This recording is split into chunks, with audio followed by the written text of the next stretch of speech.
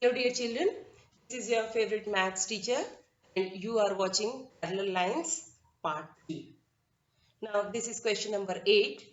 In the given figure, L is parallel to M and you have to find angle X, angle Y, angle Z. Now first of all, identify which one is L. See, this one is L. Okay, this one is M. Now you have two transversals. I am using another color. See, P is one transversal and this Q is another transversal. So you have two transversals and two lines which are parallel. This one, this line and this line. Both of these lines are parallel. This line is parallel to this line. Okay. Now what is the next? What is the next? You have to find angle X, angle Y and angle Z. And few things more are given here. If you properly observe, see here, this angle is 40 degree. This angle is 40 degree and this angle is 110 degrees. Okay. From here, how will you move ahead?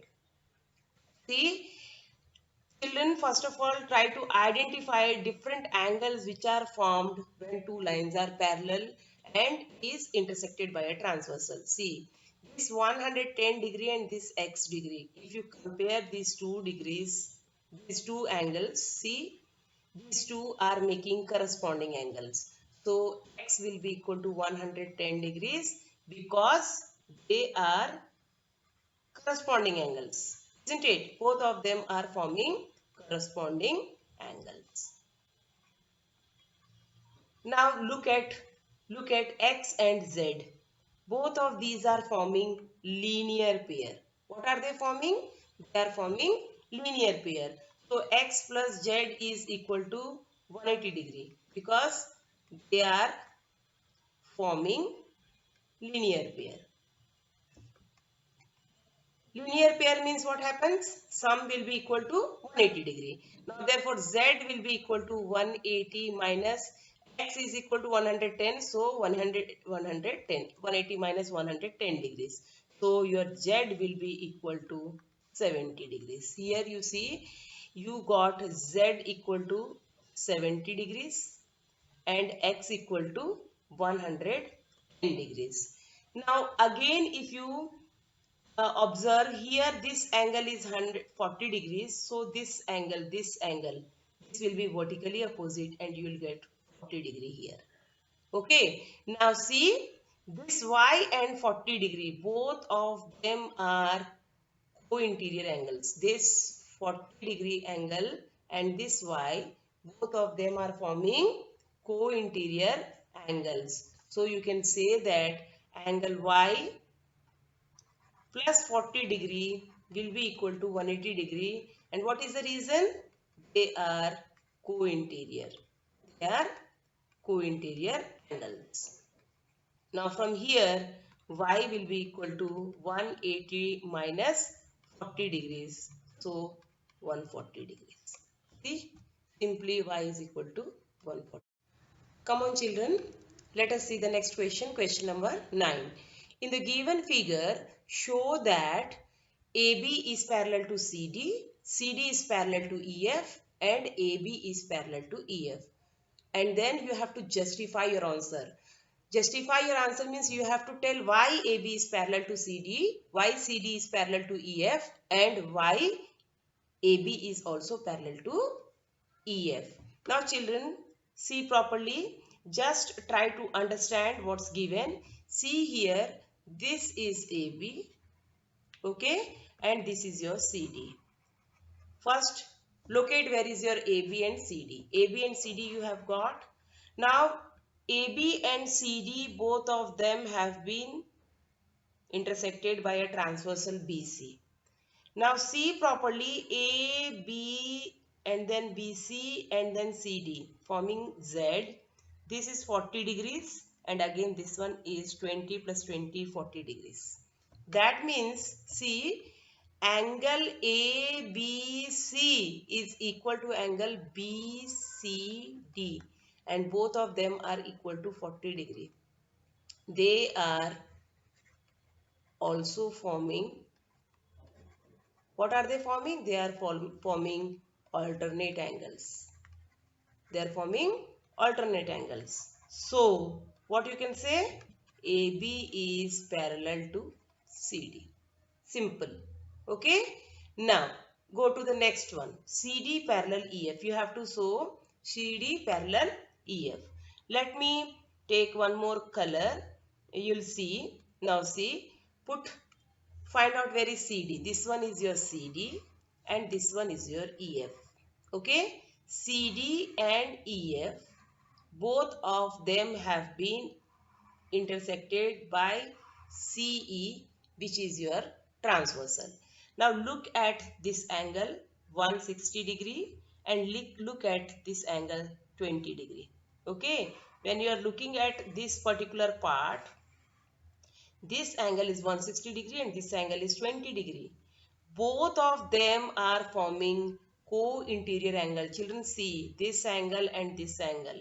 Okay, both of them are forming co-interior angles. Now see angle E plus angle C, or you write ECD. Angle ECD and angle FEC. Both of them are forming 180 degrees. See, E is equal to 160 degree and here this C is equal to 20 degrees. So this way they are forming 180 degrees. They are co-interior angles. What are they? They are forming co-interior angles. When co-interior angles are having some 180 degrees, then you say that lines are parallel. They are forming co-interior angles. So, what you can say? EF is parallel to CD. Now comes your next part, that is AB parallel EF. How will you find out whether AB is parallel to EF or not? Let us see.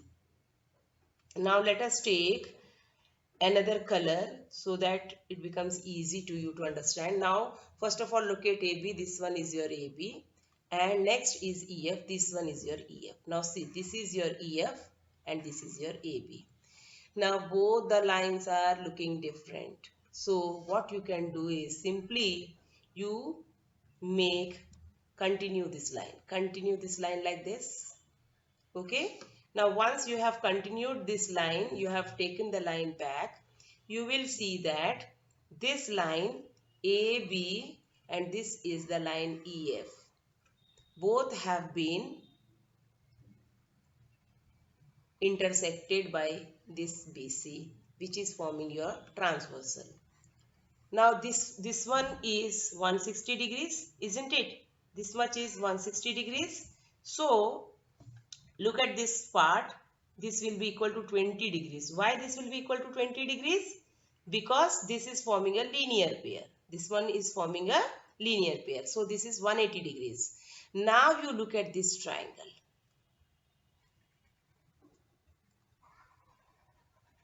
This is 20 degrees. This is 20 degrees. That means these two are giving you 40 degrees. So this will be equal to how much? 140 degrees. Now if this is 140 degrees, how much is this? This will be 40 degrees. Now when this will be 40 degrees, you will come to know that, see here, this is forming Z. And this one is also 40 degrees and this one is also 40 degrees. See this angle 40 and again this angle 40. Don't confuse with this. This is the angle I have shown. 40 degrees this one and this one is also 40 degrees. So alternate angles are becoming 40 equal. Alternate angles are equal. So you can say that AB is parallel to EF. So you have to do a little much work here before coming to the next part. Okay.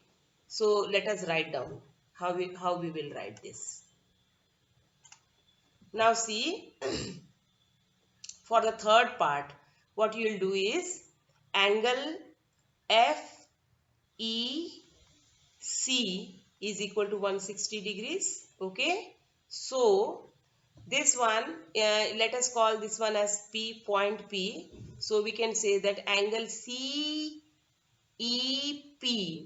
angle CEP will be equal to 180 minus 160, that is 20 degree. And if you want to write the reason, you can write linear pair.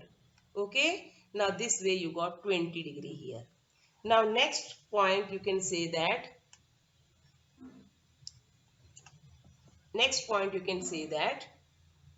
simply in triangle EPC, angle P will be equal to 180 minus 40 by angle sum property.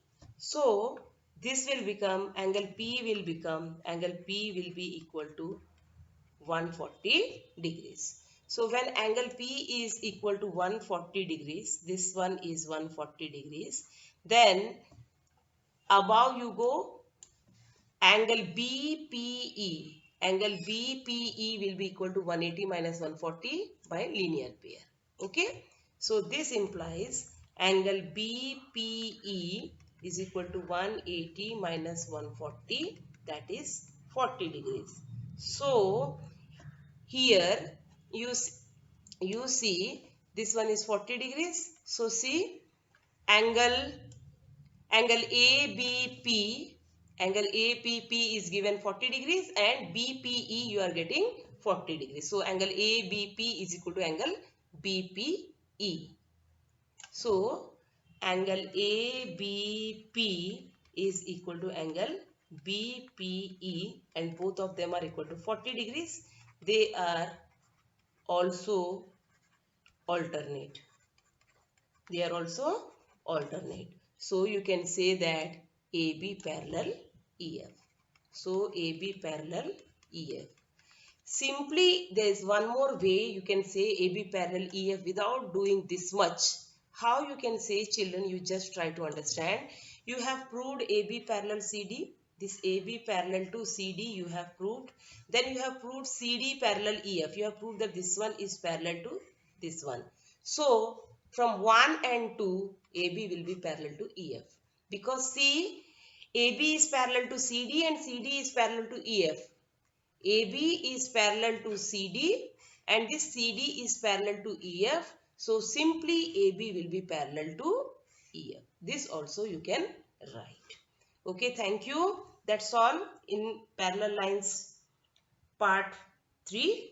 We'll meet again with some more concepts in parallel lines in the next class.